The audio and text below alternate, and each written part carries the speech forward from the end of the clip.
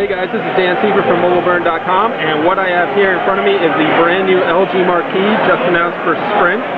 The Marquee is the American version of the LG Optimus Black that was released earlier this year for worldwide markets. And what its claim to fame is the display right here. It's a 4-inch WVGA, so it's 480 by 800 pixel display, and this is what LG calls their Nova display. It's said to be one of the brightest displays on the market. As you can see, it's quite bright in my hands here.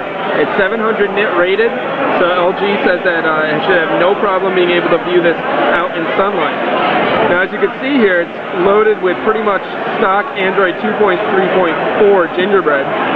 It does have the Sprint ID system, but it does not have the LG interface that we saw on the Optimus Black for other markets. Taking a quick tour of the hardware, like I said, you've got a 4-inch display. Up above that, you've got a 2 megapixel front-facing camera. And below that, you've got 4 capacitive buttons for home, menu, back, and search.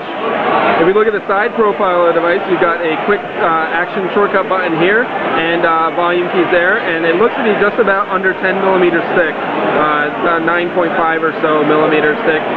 So it's very thin in your hand, and it's also remarkably light.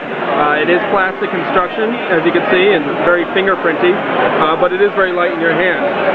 Now, the back of this phone is a little different than the Optimus Black, as in it's not black, but it is a kind of a mirrored finish, as you can see. You've got a 5 megapixel autofocus camera with a LED flash and a rear speaker here. Up top, you've got a micro USB port here under this sliding cover, and a 3.5 millimeter headphone jack, and your power sleep unlock key.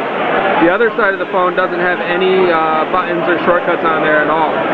Now, this is powered by a single core 1 gigahertz processor, which in our brief time with it seems pretty snappy and responsive with this basic version of Gingerbread.